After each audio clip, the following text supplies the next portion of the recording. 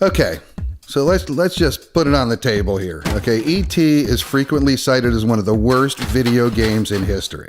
I got to read a magazine that said that my game was single-handedly responsible for the crash of the video game industry in the early 80s. That's a good one.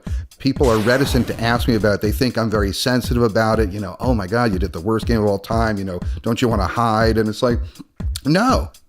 Howard Scott Warshaw. He was a video game programmer for Atari in the early 80s. He made some of the most beloved games for the Atari 2600. I made Yar's Revenge, then I followed that with Raiders of the Lost Ark. I had two very successful games, both million sellers. I truly believed that everything I touched hopefully was going to turn to gold because I was going to put everything I had into it. One fateful day, Howard received a call from the CEO of Atari asking him if he wanted to take on their highest profile game ever, E.T. the Extraterrestrial. And I said, we definitely can do that. But there was one major caveat. It had to be something that related to the movie, and it had to be doable in 5 weeks. I had 5 weeks to do the game, so I was working all the time.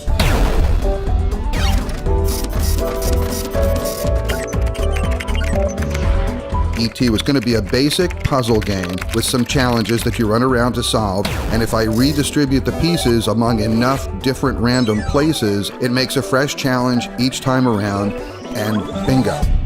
When it was released, E.T. was an immediate success, selling over 1 million copies. But a few months later, things started to turn.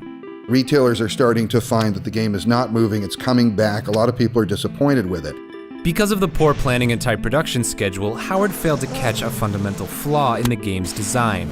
There are too many times where you make a move, you do something, and suddenly you wind up somewhere else, now suddenly you're somewhere else, and there's too many places in E.T. where the user is disoriented. And that's a sin of which I am guilty, and I have been serving penance.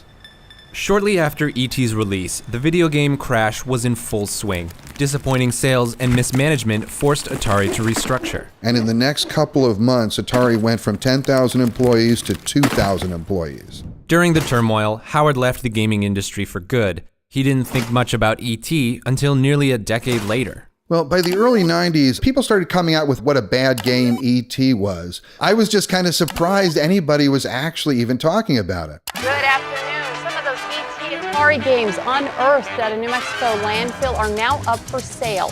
Beaten up cartridges on eBay are going for hundreds of dollars a piece.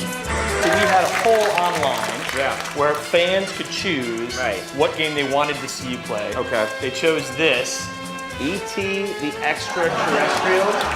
Even 30 years later, this obscure thing that I did so long ago in just 5 weeks, it's still generating excitement and enthusiasm. I get emotional just talking about it now because I just felt I was at the center of something that is still meaningful. And that is a huge success. So when people ask me, was E.T. a failure? I don't mind when people call it that, but it'll never be a failure to me.